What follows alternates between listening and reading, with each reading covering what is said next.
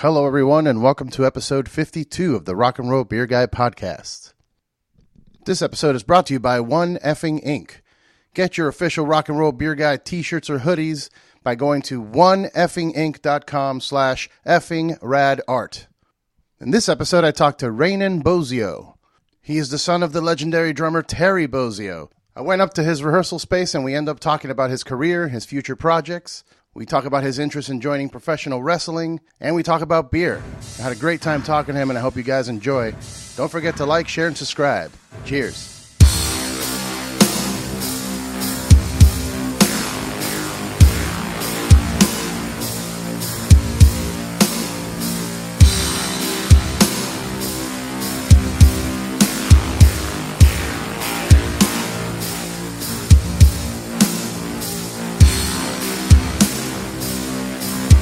What's up, everyone? Welcome to the Rock and Roll Beer Guy podcast. I'm sitting here with Raanen Bozzio.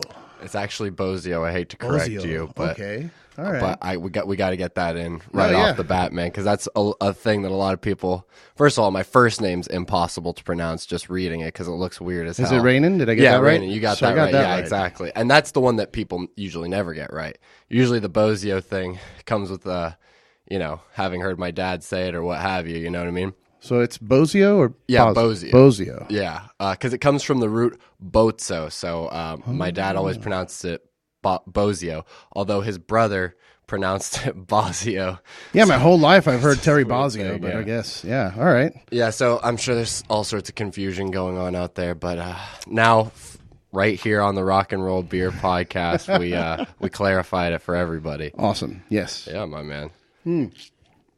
So your dad's famous or something? I don't know. Yeah, right?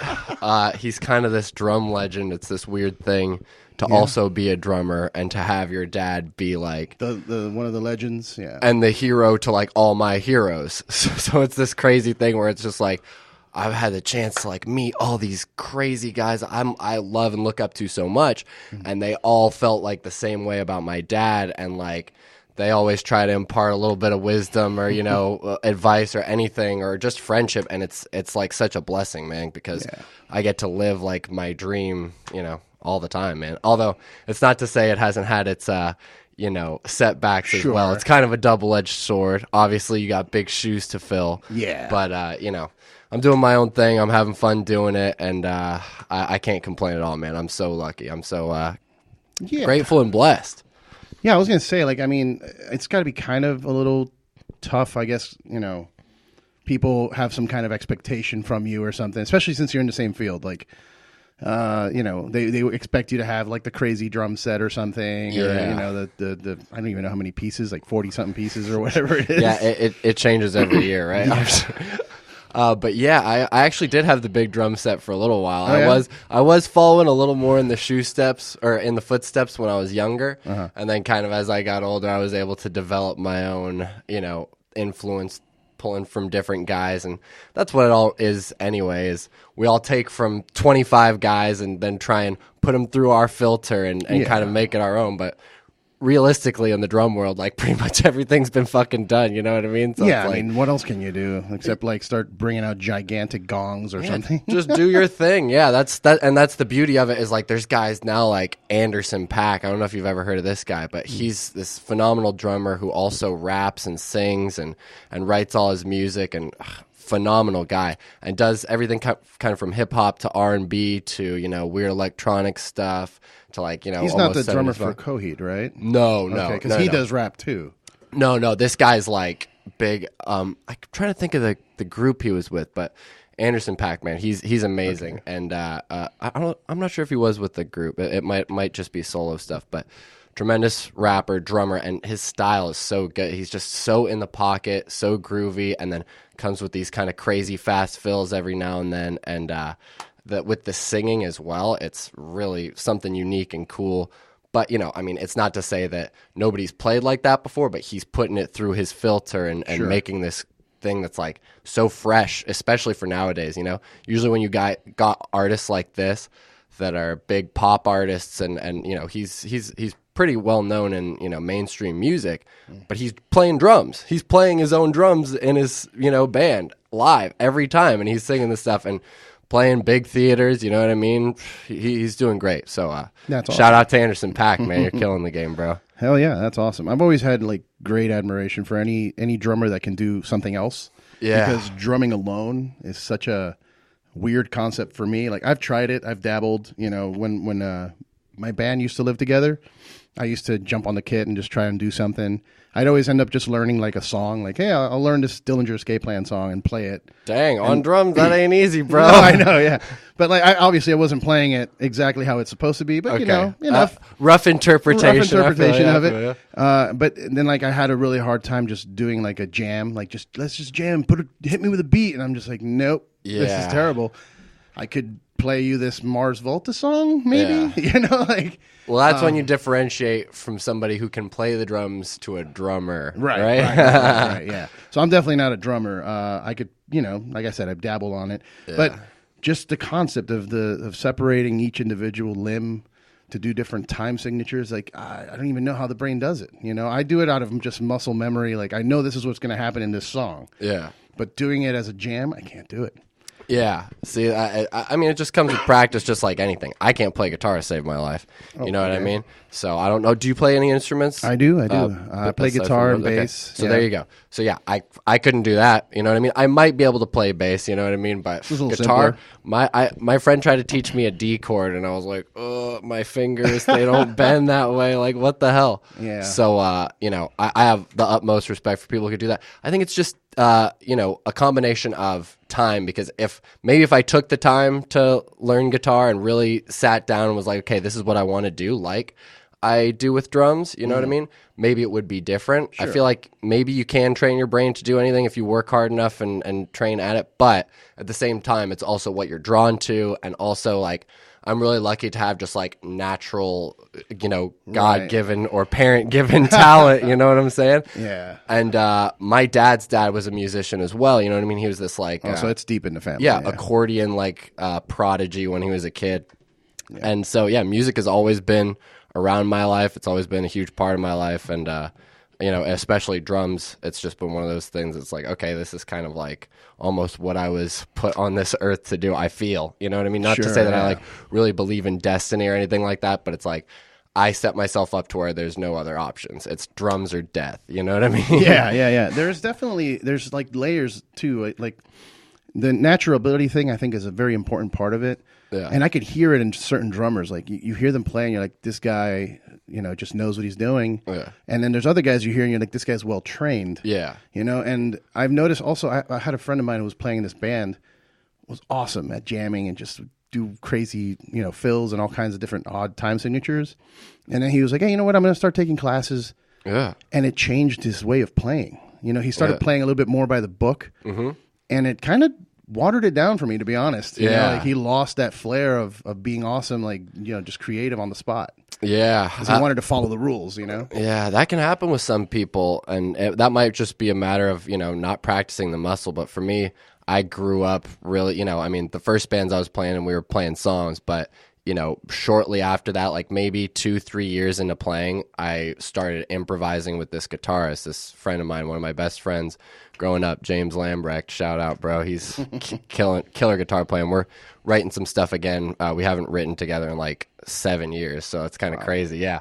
But he, we would just get together every weekend and jam for hours and just improvise, and he would just crank out riff after riff and super like weird progressive stuff, and it was just always like training our brains to like, okay, how can we think on the fly, what can we do, like, and how we were also just kind of like naturally connecting, like almost like a psychic kind of thing where it was just like we kind of knew what we were going to do next, you know what I mean? We could feel it together, as it was happening. So that kind of like was my really like important musical upbringing, along with learning how to read and practicing and, training and learning certain techniques to, improve speed. All sorts of rudiments, you name it, and that allows you to have that vocabulary when you're improvising, like a conversation. Sure. It's like, okay, you can have so many conversations with just these many words, basic English or basic French or basic Spanish, right. But then once you get into like interesting stuff and you really know, how to say, oh, that's a dog and that's a, car and, but now this is how I feel and this is what I think. And, Sure. you just learn more and it grows and rolls. So that's the thing I've always been blessed to do is always improvise. I always stress, like, just get with somebody and jam. Even if it's not good, just try it. You know what I mean? The more you work the muscle, the better it gets. The better you get at it, for sure. And that is one thing. Or some people are hopeless. You know what I mean? Some people just can't improvise. Some people don't have it in them. I'm not meant to be certain things. You know what I mean? I'm not meant to be a basketball player. I love playing basketball, but I'm not that good at it. You know what I mean? I know it straight up. Yeah. There is that sense that everybody, you get told, like, if you work hard at it, you can do it. Yeah. Some people just can't. I know dudes that always wanted to be in a band with me or something, and we jam and keep trying, and it was just like, it's not working, dude. It's not. And that's a very important element, that psychic connection that you mentioned. Yeah. It always attracted me that certain people that you work with, you're on that wavelength. You don't even need to talk. You just look at each other, and it's like, oh shit, and then there's no greater feeling than when you're in a groove with someone and you're both like on the same page. Exactly, man. Yeah, it was a blessing, and still I'm able to share experiences. Well, like that with people here in LA, man, tons of great players, It's such a great place to be music-wise, you know what I mean? It's a great place to be whatever you're doing. Yeah, it's true. It's true. If you care about, if you're passionate about something artistic, it's an easy place to, be successful if you work hard enough, you know what I mean? The connections out here alone, man. I mean, networking is like the most important thing. Yeah. I mean, it's changed my life out here. I lived most of my life in Florida, and I moved here 2 years ago. Interesting. And in those 2 years, I mean, the podcast blossomed. It became a thing. Yeah, that's awesome. Now it's just one of those things where some of the bands that I admired in Florida, that I was like, this is, they're the best. Yeah. Now we're friends, like we're hanging out, and it's really crazy. I would recommend anybody that's seems to be stuck. Like if you're in Florida and you're stuck, you feel stuck, like the band's not going anywhere, I'm not doing anything. Just get up and go somewhere. Yeah. Either California or New York. New York is a big hub for that stuff too. Yeah, exactly. But, there's just certain areas that aren't meant for what you're trying to do. Yeah, oh, definitely, man. I was lucky to not have had to be raised in North Dakota or some, excuse me, place like that.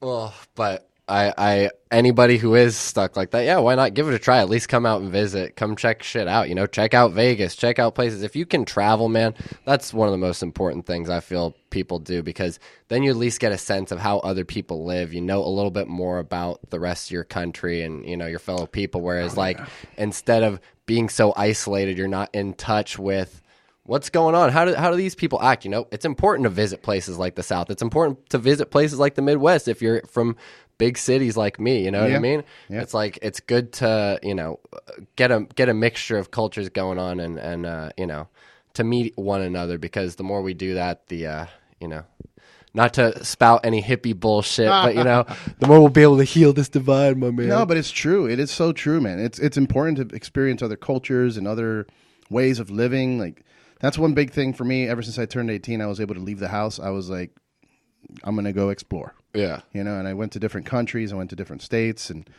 thankfully, I was blessed with a good job in the beer industry that allowed me to travel to a lot to go to Denver, do Great American Beer Fest, go to Boston and do Extreme Beer Fest out there, and go, South Carolina.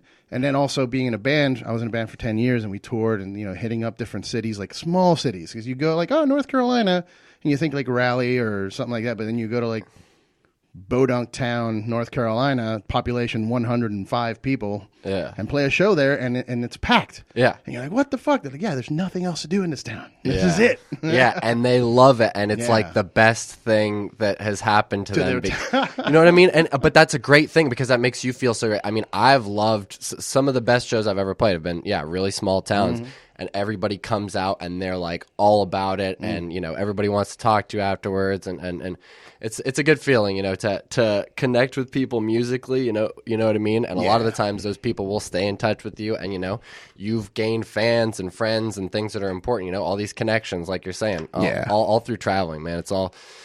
That's one of the beauties of playing music and being a touring musician and doing this whole thing, is I get to travel, and I get to You get paid to do it and play music. It's like so much win. I'm all about it. Hell yeah. Hell yeah. I mean, I don't know. I've talked to people that, you know, they want to move out here because they're like, oh, LA, let's go do the dream, be the dream. You know, it's cool, especially if you're in a band, but you also need to go play the shitty towns because here in LA, playing a bar here, half that crowd's not really paying attention to you. They're having a conversation or they're trying to take a picture with somebody they just saw. Like, oh shit, you know, Elijah Wood's here. Let's take a picture with him. You know, definitely, yeah. I feel like it's really hard to make it in the LA scene, but it's easy to make it in LA. You know what I mean? Because you have the opportunity for the national acts to audition. You know what I mean? Like, you can't do that in other places. That's the big thing. Like, you can't get that call from, like, you know, you name it, whatever big producer, whatever big musician. It's like, hey, they have a casting call for drummers or whatever. We need these guys. You know what I mean? Yeah. Go through, you learn the songs, play them, and cross your fingers, hope everything works out. And, you know, that's like paramount. But to like try and play shows in LA and establish yourself is so much hard work. Like, I have the utmost respect for anybody who can actually do that. Because it's a fucking pain in the ass to get anybody in LA to come out and do anything unless they actually give a shit about it. And even if they're your friends, I've been lucky to have a couple shows where it's like, all right, I really cranked out and I called everybody personally and like had a big draw. Yeah. But then it's like, man, you only have so many of those. You know what I mean? Sure, dude. Even myself, like, I'm a big supporter. I'm a big supporter, dude. And I have a lot of friends out here. And, you know, I try to go to every show. And when I moved here, I'm like, fuck yeah, I'm going to go to every goddamn show. Yeah. I can't believe it because Florida, we don't get shows. Yeah. Tours don't go to Miami. It's just too far. Yeah. So when I moved here, I'm like, I'm going to go to every show. I'm never missing a show again. Mm-hmm. A year and a half in, I'm sitting at home like, fuck this, dude. I can't. Like, 45 minutes to go to downtown LA from Long Beach. Yeah. An hour and a half to find parking. And then when I get in there, you know, and I hate it because I want to be there, but sometimes it's just not worth it. Yeah. Oh, believe me, trust me. I know all about it. It's hard to get me to come out to stuff, you know what I mean? So I feel you. And anybody, you know what I mean? But that's just kind of the name of the game. Like I said, what it's really all about is kind of the bigger picture, you know what I mean? And networking for sure. Yeah, the location allows you to do that. But trying to fucking get people to come out to the Viper Room or any of these places on the Sunset Strip now, and like, there's so many venues closing down too. That's the other crazy. We lost House of Blues in West Hollywood, right? Yeah, totally. Oh, and before that, there was Key Club over there that got turned into like this Club One Oak. You know what I mean? And it's just like, it's also typical. It's like everything's all the rock and roll is getting shut down. All the rock bars, all that stuff. You know what I mean? Are slowly kind of phasing out. And more electronic things and this and that, which I like that too, but it's like, man, you need to have both. Yeah, you need to have it all. Both, you know what I mean? Fuck it. Have the hip hop places, have the jazz places, you know? And that is a cool thing. There's a little bit more of that popping up, you know what I mean? I'm seeing this sort of jazz resurgence, you know, or people who think they know or like jazz or whatever, and it's like... You mean like Fred Durst? Oh, man, you know what? Actually, I go to that thing, and those cats are good. They're a bunch of kids. He, like, got these kids, and first of all, I'm a big Fred Durst fan, so we're at my rehearsal space right now, and that's my 7th grade history binder cover, and there's a picture of Fred Durst on that. That's so great. Yeah, it's got like Korn, Dragon Ball Z, and Marvel vs. Capcom, and that's fantastic. My 7th grade life. Yeah, and it was, but yeah, my actually one of my drum students brought me out there, and it was like, man, these cats are really good. They're all kids. They're all like younger than me. They're all like in their early 20s, barely like 21, maybe 22. And they all rip, dude. They all really do rip. They can play. They know their stuff. And the drummer's the band leader. And he's also a skateboarder, a professional skateboarder. And which that blows my mind because I'm like, dude, you're good at fucking drums. Like, don't break your wrist, yeah, bro. Don't break yourself, man. What are you doing? But I'm sure professional skateboarding pays a little bit more than the drums, depending on how good you're doing or what you're doing. Yeah, you know what I mean? Yes. I mean, if you end up at like Tony Hawk level where you got video games under your name. Yeah, no, but I feel like getting sponsored by like some skate companies and like going to these tournaments, like these kids get paid pretty good. I don't know, man. Well, they get good sponsors, like, you know. Like I don't know how big he is either. You know what I mean? But I will say, you know, that band, all things aside, good cats, good players. Cool. Yeah. I haven't been, but I heard about it on the radio. Like, Fred Durst is doing like a thing in downtown. I'm like, Yeah, I've definitely had skeptical hippo eyes in the beginning. I was like, okay, what is this? You know what I mean? Like, let's I love you, Fred, but I don't know your jazz acumen. You know what I mean? So let's see what's going on. Yeah, exactly. Like, let's see what the deal is. But yeah, the cats can play. So tell me a little bit about your bands. Like, I know you got a few, but yeah. So my main project right now has been Fact Pattern. Which is this kind of like industrial, electronic, heavy, almost progressive at times, and really, trying not to cling to too many genres, but kind of in that setting, in that kind of world. Mm-hmm. You know, very influenced by like Tool, Nine Inch Nails, Meshuggah. Industrial seems to be making a comeback. Yeah, it has, right? It's one of these things. I've been playing in industrial bands since like 2012, and like I'm not the biggest industrial fan. Like I like Nine Inch Nails and I like Rammstein, and like I like a little bit of like Ministry and Typo and you know, Skinny Puppy and this and that. But like I don't listen to it a lot. I don't seek it out a lot. Yeah, you know. But I always get picked to play in these bands, so it's like okay, by just nature of, you know, who I'm around, and you know, I guess my drumming style fits it. I'm a huge like you know, I love pocket, and then I love crazy fills and stuff like that, so it all works out. And I like playing the backing tracks and click tracks and stuff like that. It makes me you know, more just tight. Yeah, and just more relaxed, you know what I mean? I don't have to think as much about staying on time, whereas like if I have that, you know, going in the background, it's like I can just relax and almost, you know, not zone out necessarily, but there's not as much You're like in the flow, yeah. Focus on, ooh, wait, was that, oh, I was 1 BPM ahead now, you know what I mean? Yeah, I was like prog okay, metal where you have to be like on top of it or something like that. Yeah, yeah, exactly. And well, see, even that is easier, but I feel like if I have to play pocket and be like super on time, I'm like, I can panic sometimes because I'm just like thinking about it too much. It's like, oh, these beats are too simple. Like this is, you know, what's going on? Oh, I'm a little too fast. Oh, I'm a little too slow. Oh, fuck. You know, wait. Just calm down. Everything's going to be okay. Let me throw a little double pedal I mean? in there. Yeah, right. Fuck. Let me do a big, oh man, there's this great story about when Don Famularo, I'm not sure if you're familiar with this drummer, but he's amazing clinician, drummer, played with all sorts of guys. He was auditioning for Journey after Steve Smith and had left, and was thinking, okay, well, like Steve Smith, you know what I mean? Like Steve Smith's this crazy drummer, and I'm just gonna think like this big ass fill for like the intro to Don't Stop Believin'. Oh, Lord. So it's like, okay, Don't Stop Believin' comes in and like comes in, like does like a septuplet fill and just blows everybody, you know, but it's just like that's definitely not what they wanted, you know what I mean? But yeah. He's like, you know, just a great example of, you know, the amount of trials and tribulations, even people who are super successful, you know, when you would think, oh, this guy can nail that cake, no problem. If he just, you know, but sometimes it's just not for you, you know what I mean? They want to let go of this aggression, this creativity. Like, this is too simple. Well, no, he was thinking like, yeah, he was thinking like, okay, well, this is Steve Smith, you know what I mean? So I got to think like this crazy fill. When it's like, okay, really, if he would have just thought a little bit less about it and just relaxed, like he would have fucking nailed it and probably gotten the gig, you know what I mean? Yeah. So I was like, oh, dude, I can relate to that so much, you know. Yeah, my old drummer, he used to do cover. Well, I think he still does it now in Denver, but he used to do cover gigs for extra money. Yeah, and I've been there. I think we've all been there. Fuck.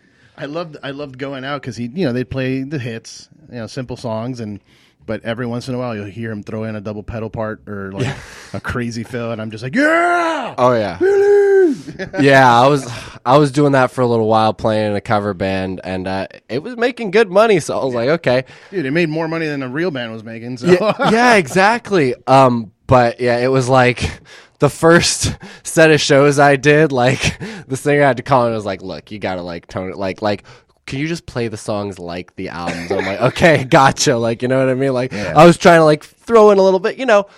I always try and MD shit, you know what I mean, and kind of like throw in some melodic interpretations along with vocals or guitar parts, but not necessarily like stuff that's too crazy, especially with pop and rock music. You know what I mean? I'm not that wild and young anymore to where I know when to lay back and stuff like that. But she was like, yo, you got to play the songs like boom, boom. And then we have like certain, arrangements. And like, that is more of a challenge to like force yourself to almost, do this the exact way it was written on the album, even though you think it's this simple part, it can be complicated, man. Like AC/DC songs can be complicated. Sure. Yeah.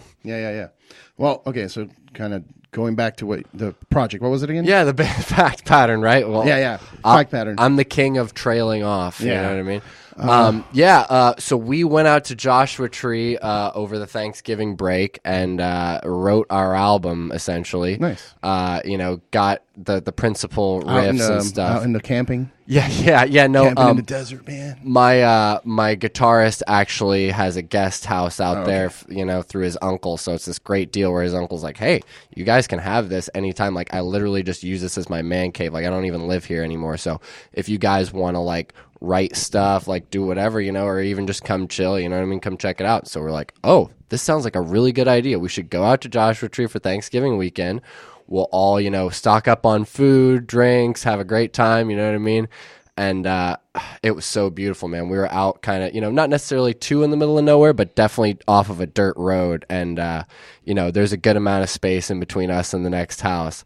And so we could just play all night, no noise complaints, no issues. Nice. Yeah. And we just had mics set up on everything, Our guitarist singer was able to get everything sounding really good, demoed out, even out there, you know what I mean, with just super minimal setup. We were really surprised how good the demo sounds. So we're just using that to whittle down ideas one by one. And in the meantime, we've recorded a single and a video that should be coming out within the next couple months, if not within the next month. We're really trying to push that, but I think it should be out sooner than later. And from then on, just try and use that as the tool to promote a GoFundMe to kind of finish the rest of the recording and writing process or whatever we have to finish, doing on that end. But for the most part, we have like 9-10 songs ready to go, or we're close to ready to go.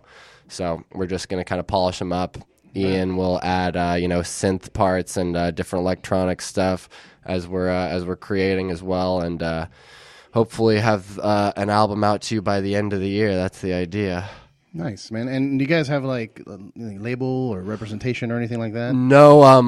Our idea right now is to just be independent, release everything independent. I've gotten some advice from musicians I look up to a lot and people who have done almost a DIY thing but have still had labels involved and have always just said, dude, like my biggest regret is ever signing with a label because of the way the industry is now. With Spotify and iTunes, like if you have a label, you're not getting paid for that. If you don't have a label and you release that independently, you actually see some money from Spotify and iTunes and shit like that. From what I've heard, you know what I mean? Everybody's kind of told me this. It's like, yes, Taylor Swift don't see shit, but that's because her fucking label has, you know what I mean, this big of a chunk of the royalties on it and whatever. And this is how much you get, you know what I mean?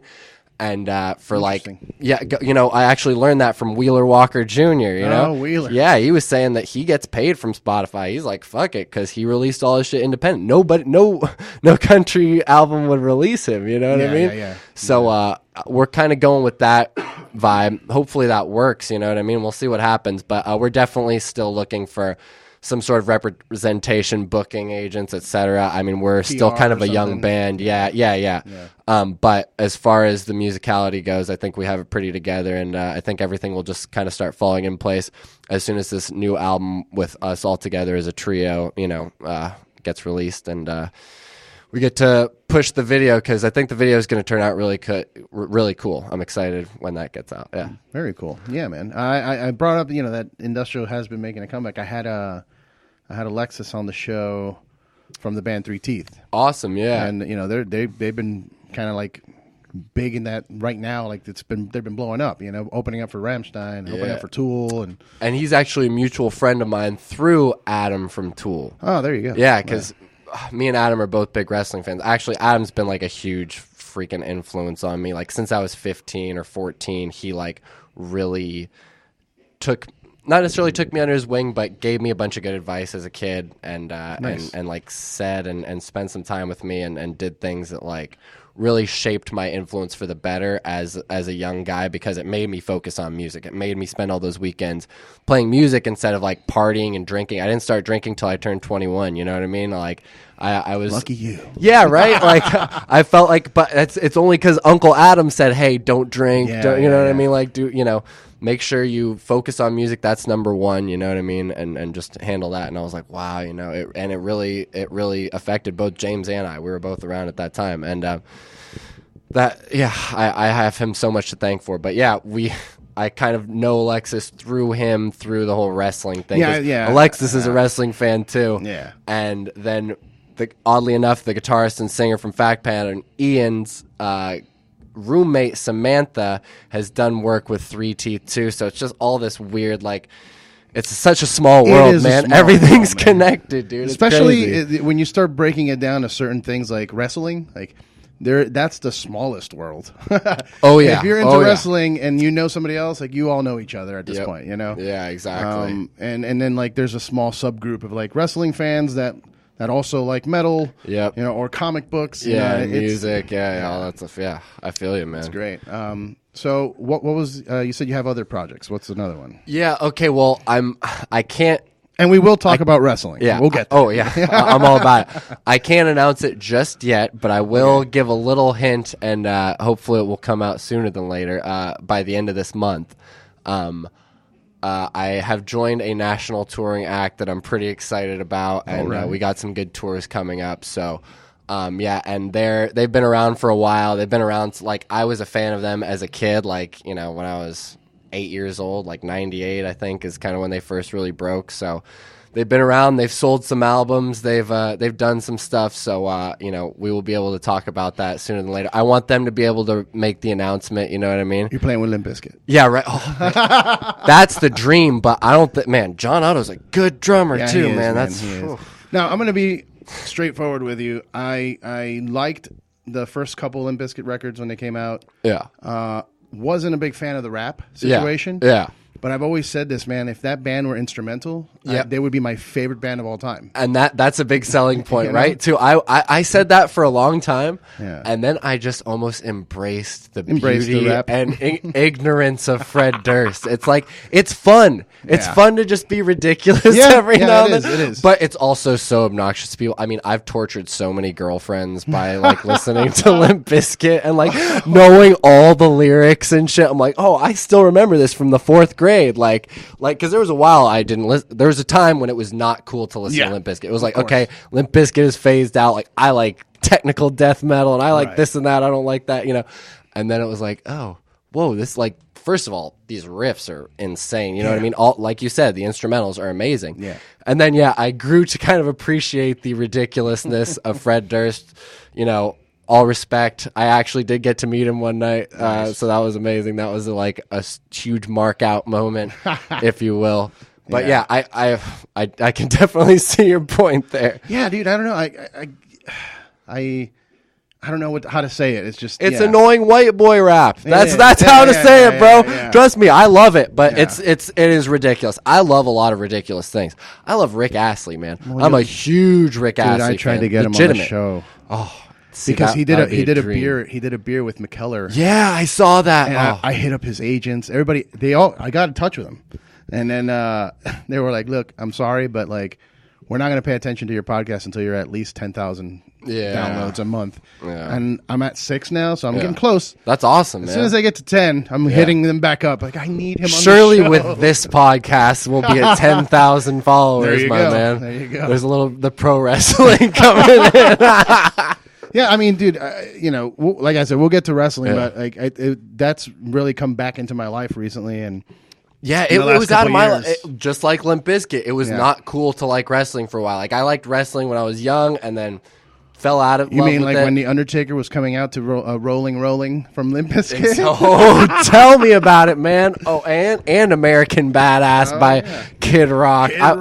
I was into all that stuff, man. My older cousin Kyle loved new metal and all that. So like, I thought he was the coolest guy on earth. You know what I mean? Yeah. And so I was just like, oh, cool. He likes Limp Bizkit. He likes Rob Zombie. He likes Korn. He likes all this stuff. And I kind of became that kid as I was younger. And then I kind of divulged on my own path and got influenced by different things like, Sum 41. That was a big thing that like pop punk. That's actually what inspired me to play the drums, was seeing the drummer from Sum 41 sing and play drums at the same time. Because I could already play, but I didn't like playing. You know what I mean? I wanted to be like a singer or a guitarist. And then I saw, this music video with the guy from Sum 41 playing drums and singing at the same time. I was like, whoa, you can do that? Not knowing that my fucking dad had done it, like fucking guy from Grand Funk Railroad had done it, like Don Henley, you know what I mean? All these guys, but my world was like Korn, Limp Bizkit, MTV, Linkin Park, all that stuff of the 90s, late 90s, you know what I mean? How old are you? I just turned 28 January 25th. God damn it, I'm so old. Yeah, man. I'm 36. You're not that old, man. I hang out with lots of old cats anyway, man. But I was friends with 30-year-olds when I was 15, you know what I mean? Oddly enough. Yeah, because I was thinking right now, like you were saying that Korn and Limp Bizkit thing in your 7th grade. I'm like, wait a minute.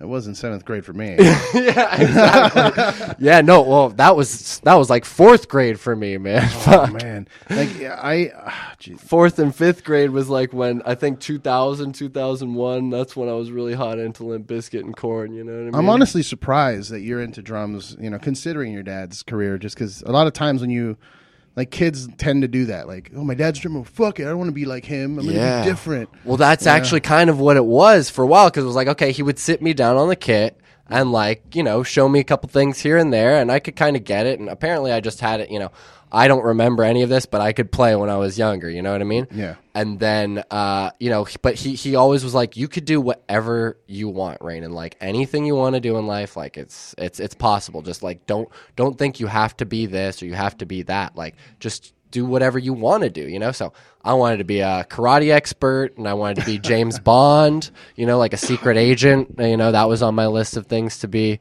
So agent? Yeah, I was into stuff like that. James Bond. Yeah, like Men in Black. I figured there's some way for me to get into the Men in Black. So right. I just had to figure it out one way or another.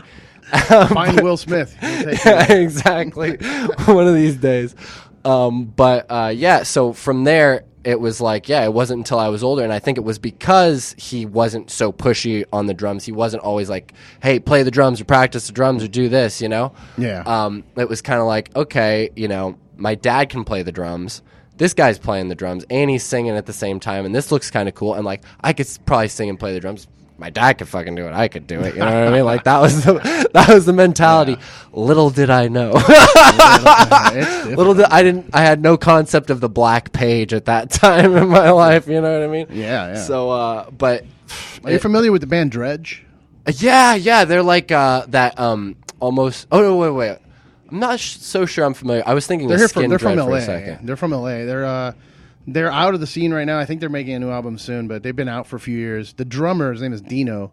He fucking drums and plays keyboard at the same time. That's insane. With like one hand doing the snare and the hi-hat and the other hand playing the keys. And I just like, nope. Yeah. I don't understand that, human. Dude. that does not work in my brain. No way. He's got to be out of his mind. Well, dude, and I mean, kind of on that note, too, this guy Chris Myers from Humphreys McGee, I'm not sure if you've heard of them. I know them. Crazy, like, jam band, but, like, in the best way possible. Like, they're, like, progressive and heavy and do all this crazy stuff. So not only is he improvising on the drums and doing all these crazy things, but he's singing, like, a lot and singing really good. And it's like, wait, so not only can you, like, sing incredibly good, but you're playing, like, this insane amount of improvised stuff, and you guys are just going with stuff and coming up with shit on the fly, and you're singing, like, what the, no, like, how, fuck you, man. Yeah, I don't get it, man. But yeah, you got it's also inspiring, man. That's what it really is, Yeah, and I mean, Phil Collins when I was a kid was like a big deal. Like seeing him play drums and sing was like, what? Yeah, he's so great. I am a really late to the party Phil Collins fan, but over the past like 3 or 4 years, I've been really getting into a lot of his older stuff, man, and the Genesis stuff too. Oh really cool, yeah. Genesis super, proggy, crazy new age stuff. And then Peter Gabriel, man, I slept on Peter Gabriel for so long, and now I'm like, So is one of my favorite albums of all time. I know it's like typical like basic bitch or whatever, but it's like I love that fucking album. I'm so basic, I don't give a fuck. You know what I mean?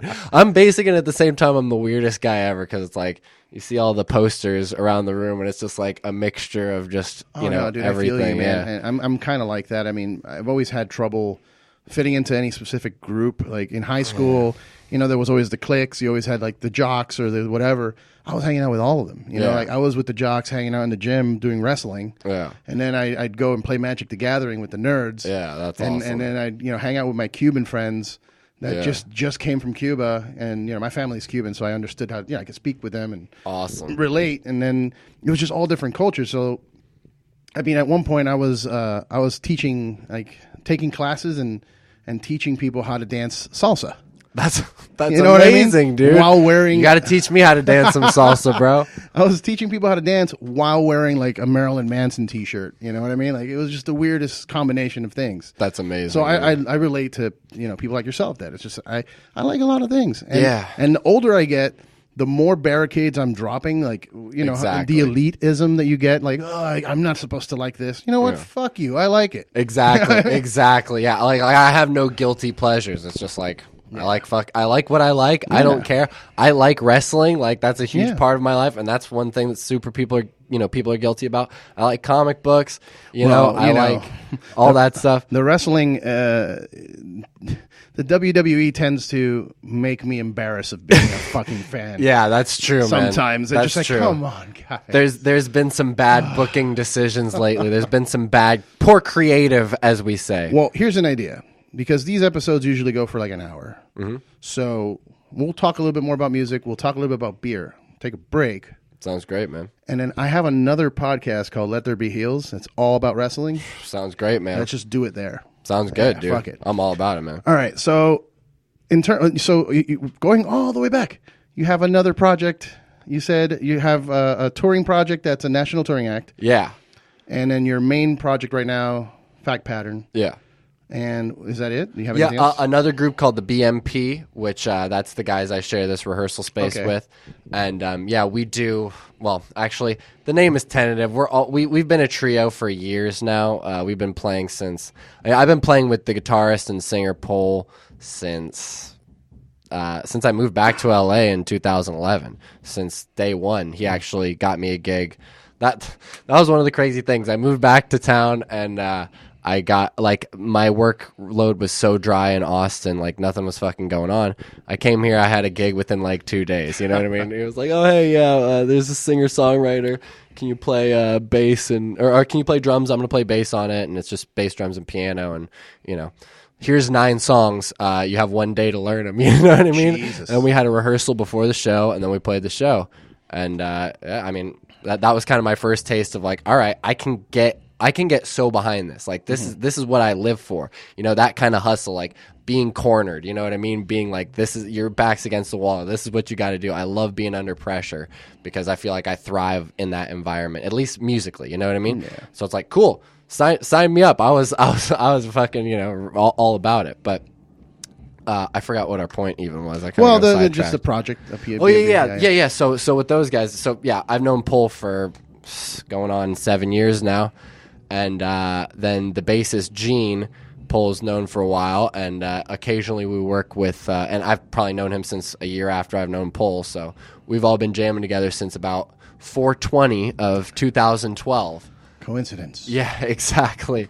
And Hitler's birthday. Yeah. And occasionally we have another guitarist, Andrew, join us. Occasionally we'll have a horn player, Bruce, join us, or a flute player, Shang, join us. What kind of music is this? Like now you're making me question. Well, that's the beauty of just kind of like everything you see. Like that's what it is, man. We have everything from soul to metal, to reggae, to like jazz influenced stuff, to more progressive stuff, to a ska song, to whatever, and everything kind of has its place. It's not like you get all those genres in one song. It's like we do one song that sounds like this, one song that sounds like that. So we try to really run the gamut. And like I said, kind of the greatest dichotomy of our styles is like, Ronnie James Dio and Stevie Wonder. You know what I mean? Like those are the two posters that kind of adorn the doorway. So it's that's kind of the idea. So it's a mixture of everything. We don't get to play out as much as we want to because we've just been, busy. Those guys kind of have day jobs, that they're pretty focused on. But we do get to play some fun shows on occasion. We've gotten to play some cool festivals in Tijuana. Nice. And and some stuff around town. So it's been good. Do you have a day job? As of now, except for teaching drums, no, I do not.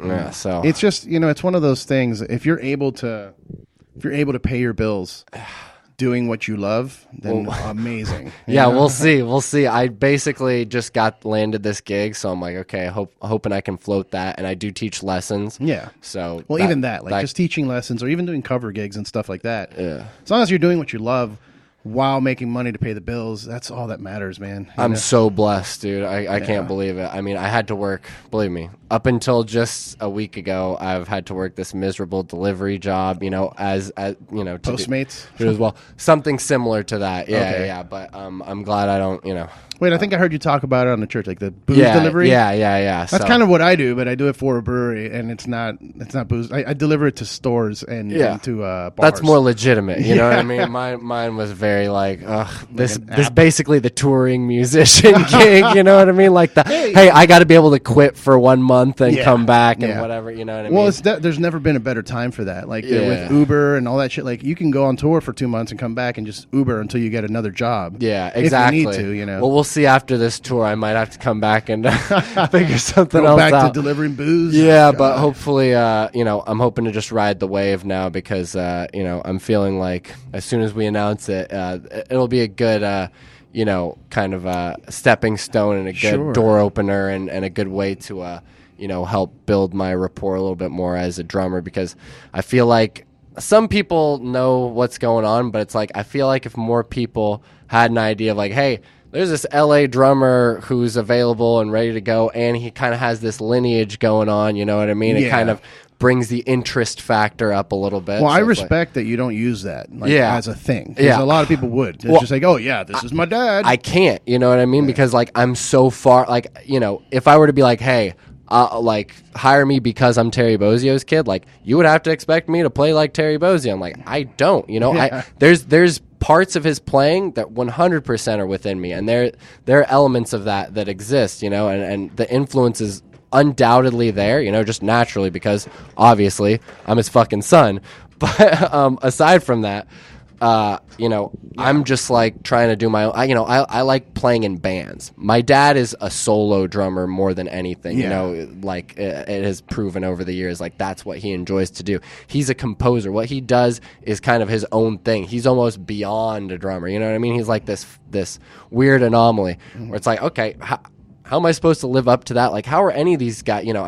There's tons of drummer sons. Look at Jay Weinberg. You know what I mean? Yeah. If Jay was trying to play jazz or E Street Band or big band stuff, you know what I mean? It probably wouldn't work out for him. You know what I mean? But Jay plays in Slipknot. You know what I mean? He plays metal. You know what I mean? It's like he does his own thing. He's loved Slipknot since he was a little kid. He's not trying to do what his dad is doing. You know what I mean? And that's the only way that you can be successful in a field like that. It's like, man, I feel bad for Michael Jordan's son because you can't be Michael Jordan. You know what I mean? The best basketball player. But it's but at least in drums, art is subjective, so it's you're allowed to at least twist the gameplay or twist the field a little bit in your favor and just say, hey, look, this is my creation, and that's all I have left to present. Yeah. One example like that, and John Lennon's kid, Sean Lennon. Yeah.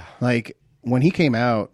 It was, I don't know if it was on purpose or not, but he looks just like his dad, and he sounds like his dad, and he's singing and playing guitar, and I'm just like, man, I like this, but I want you to kind of be on your own. Then he did that shit with Primus, with Les Claypool, and it blew my mind. I'm like, oh, never mind. Yeah. He's doing his thing, Exactly. What I mean? Yeah, and that's what it's all about, really. I mean, with anybody, I hate to bring it back to wrestling. We're going to talk about wrestling later, but it's if you think about it, a guy like Stone Cold, he was he couldn't be himself, you know what I mean? And then he was allowed to just be himself. Steve Austin turned up to 11, you know what I mean? And then boom, that's when he fucking became the most successful guy ever. It's like, if you can just be yourself and do your own thing, find your own way, and have lots of different influences instead of just one, you know what I mean? That's how you're able to, like I said, put it through the filter, you know? Yeah, otherwise you end up becoming a copy. Yeah, I mean, that's kind of a lesson. You know, every time I talk to Danny Carey, he almost says that, because he says, man, I ripped off so much stuff from your dad and this and that. And I'm like, dude, well, I ripped off so much stuff from you, if it makes it feel any better. Every time I see you play, I'm like, wait, what? I think so much like you because I grew up idolizing you. You know what I mean? So it's like, I feel like so many things that he's playing, it's like, yep, that's kind of like a decision I would make, or like want to make creatively. You know what I mean? Where I'm just like, yeah. Always right in the right spot for me, man. So yeah, but that's just, it's a way of art, man. And this is something that it's in every form of art. Like I was watching recently this show Ugly Delicious with David Chang. Okay, he's a chef.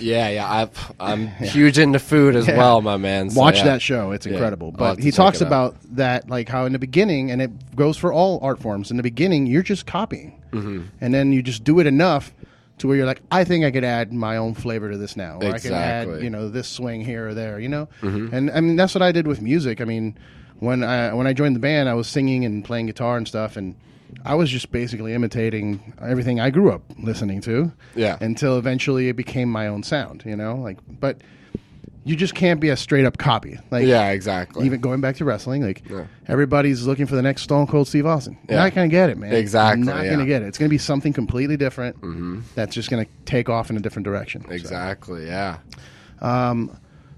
So we've talked a lot about music. Beer. Are you a big beer dude? I'm a huge beer guy, man. Cool. And most of the time, I follow the keto diet. You know what I mean? So usually, I can't drink. Usually, it's hard, but I feel like that's like my best way to live. But right now, you caught me at a good time because I'm off keto, and every time I'm off keto, beer is my life because I'm such a beer guy, and you can't really drink it when you're on it. I try not to drink really at all while I'm doing it, you know what I mean, and try and just save it for the occasional cheat day. I try to do like a 3-week period and then like maybe 1 or 2 days off and then 3 weeks, 1 or 2 days off, that way you don't knock yourself too far out of ketosis. But yeah, it's like as much beer, as much donuts, as much like bad stuff as I can get in while I can get it in. It's like, all right, go right back to it because that's the biggest bummer about being on that diet. But we could talk about beer all day long. You know what I mean? Well, like you mentioned, you like dark beers, right? Yeah. So what are some of your favorites? Oh, some of my favorites. Old Rasputin. That's a classic. Yeah. Let's see. I love the Downtown Brown from Lost Coast. Okay. Or is that from Lost Coast? I believe so. I don't know. Who knows? The Get Up Off of That Brown, which is Golden Road. I'm gonna be an elitist there for you. Yeah, not a fan of any of those. Well, Golden Road is Budweiser. Oh man, dang! They fooled me, bro. They had me hook, line, and sinker, dude. Yeah. Oh, okay. Well, thanks for educating me on that. I'm glad to know. Honestly, though, like stouts and porters. Dark ales, brown ales. I'm a fan of pretty much most of what I've had. There's not a lot of craft stuff I've had, and I try to always order something different especially if I'm traveling. I try to get something local, something dark. You know what I mean? That's kind of always my order. If not, I'll go for an IPA or some sort of maybe red ale or an amber, something in that direction. Yeah, but, man. I'm not the biggest fan of hefts. Although I'll drink it. I'm not a beer complainer. You know what I mean? I'll drink whatever the fuck you put in front of my face, as long as it's not Jägermeister. Are you big do you like hops, like hoppy beers? Yeah. I'm into it all, man. Like, tons of IPAs. I think, let's see. My favorite IPA would have to be I like that Scorpion Bowl one right now. That's like a new, it's a more Stone? Recent one, right? Yeah. So funny story. I'll bring it up now because it's topical. Okay. Somebody in the Stone social media accounts fucked up. Yeah. Fucked up. Let's hear it. So, I'm going to pull it up real quick. So, 2 days ago, there's a separate social media account for Arrogant Bastard. Mm-hmm. Like, well, it's actually a separate company. I don't know if you knew that. Okay. Stone actually started another company called Arrogant Bastard that just focuses on making that specific beer. Wow. Because it's such a it's a big beer. Everybody knows that beer. Yeah. But yeah, that's almost a case of marketing over product. Yeah. Even. Well, yeah. It's like that name just sells the beer. It's a good name. I love the beer. I'm not trying to talk down on the beer, but I'm just saying if it didn't have the name Arrogant Bastard, probably wouldn't get so many arrogant bastards buying at the bar all the time. You know what I'm saying? Yeah. And then there's the artwork is nice and all that stuff. But anyway, so the Arrogant Bastard Twitter posted, "My technique that will help wash away the ordinariness of your day, or for a rare few, cap off a day of significance. Step 1, put me in your mouth. Step 2, make an sound. Oh my God. Step 3, swallow. Step 4, express appreciation and ask permission to do it again." Oh my God, dude. So far, I'm like, yeah, that's gross, but whatever. Then they put, hint, only wussies do the ask permission part. Oh my God, dude. Like, whoa, dude, you just promoted rape. What? They got Harvey Weinstein right. What the fuck is happening? Like, the internet blew up with that shit. Oh my God, did they delete it right away? They deleted it. Yeah, and but then somebody screen capped it, luckily. Yeah, I got screen capped, and then there was a apology from Greg Cook. Wow. And, hey, we're sorry, but, a lot of legal speak, like, oh, we do not condone this, da-da-da-da. But holy shit, man, how did that person that wrote that, either A, they're trying to be edgy and get people's attention or something. Yeah. Or B, they just didn't really realize, like, ooh, yeah. I think it's probably a little mixture of both. You know what I mean? There's got to be a combination of just like you're stupid, and then you're also trying to be like edgy, and it's like, okay, obviously you're not thinking this through too much. Yeah, and it's not a good time. Like, especially with all the shit that's been going on. Exactly, right? Not the best time to be making lewd comments like that. Oh, yeah, 100%. But yeah, I mean, like Bud Light did that, something similar a couple years back. They did a campaign, like an ad campaign where it was like, Bud Light, or, I forget exactly the words, but it was something like, when you're down for whatever, or, like something like that. Yeah. And it was just like very sexual innuendo, rapey vibe to it. So yeah, the beer ads have always been pretty brutal. I think as of late they're trying to get really okay, we're just gonna show pouring the beer into the glass, be super safe, drink responsibly, end of ad. You know what I mean? Yeah, I mean it's a weird time right now. I miss the frogs, dude. What the fuck? Or what about the WhatsApp?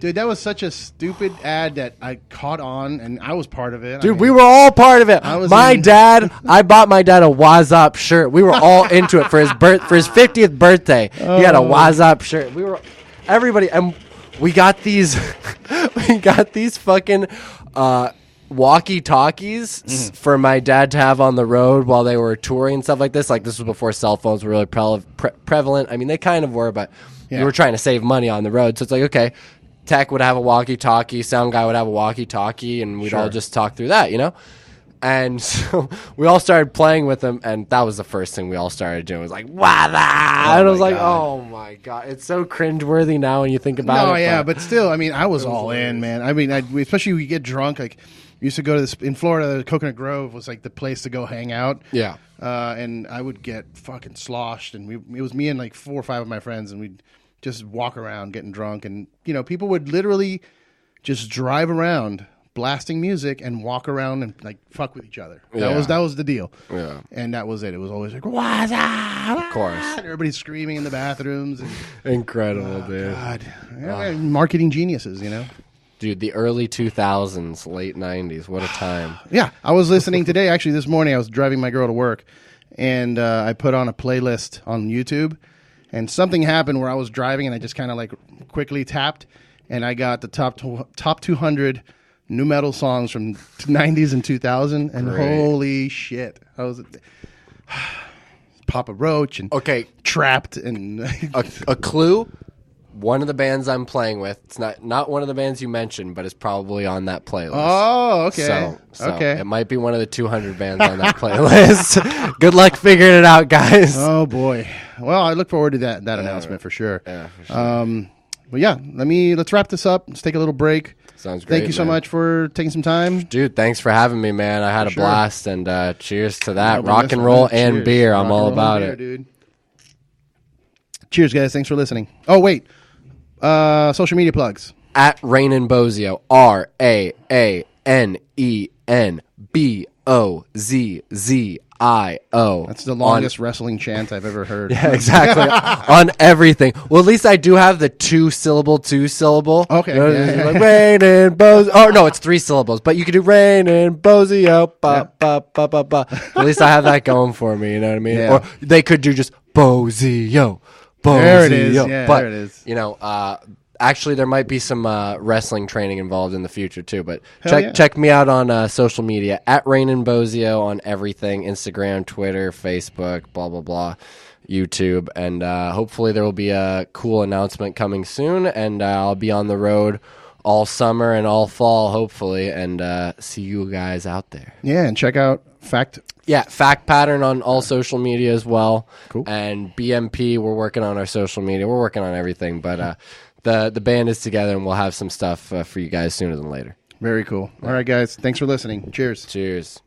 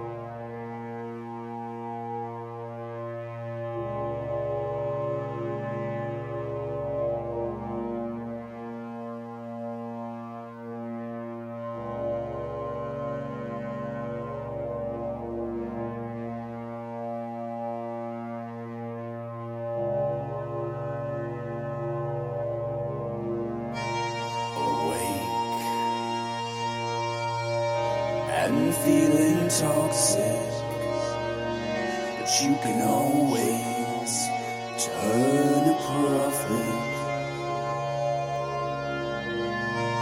You're biting the fingers, staring to see her beaming off the sky again, burning all the eyes of friends.